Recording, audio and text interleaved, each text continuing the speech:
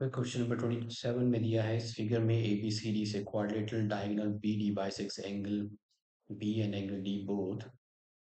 तो ये है बी डी और बी डी बाइसेक्ट कर रही है एंगल बी और डी। इसका मतलब है एंगल 1 और एंगल 2 इक्वल है, एंगल 3 और एंगल 4 इक्वल है।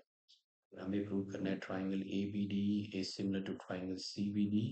सो फर्स्ट पार्ट में एंगल 1 है एंगल 2 के इक्वल, एंगल 3 है एंगल 4 के इक्वल। रीजन है कि B D bisects angle, B D bisects कर रही है angle B and angle D.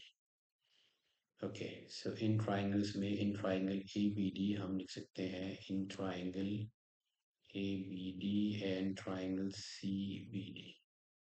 तो 1 जो है वो 2 के इक्वल है, 3 4 के इक्वल है। तो हम लिख सकते हैं bye these two triangles are now similar by a similarity rule. So ABD is similar to triangle CBD. ये आपको मेंशन करना पड़ेगा रूल बाय ए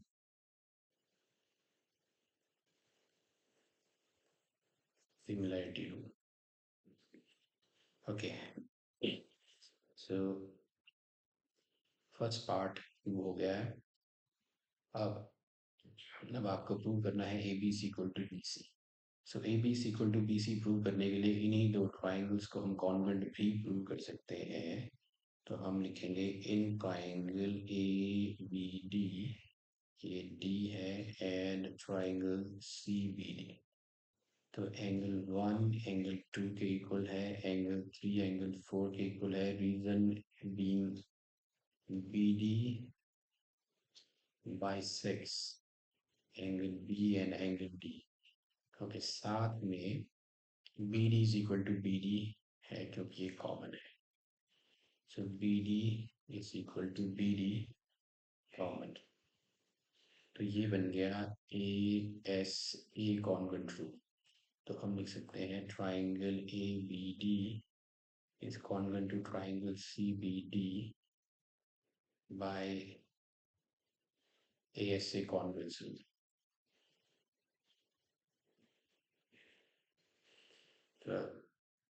नाउ अब ये दोनों ट्राइंगल कॉन्वेंट है तो इनके corresponding sides A B equal हो जाएगी बी सी के, और रीजन है C B C D.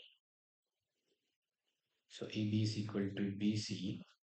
Reason है CPCT means congruent parts, corresponding parts of congruent triangles। और ये सिंबॉलिक फॉर्म करेक्ट होना जरूरी है क्योंकि ए बी के सामने सी बी है।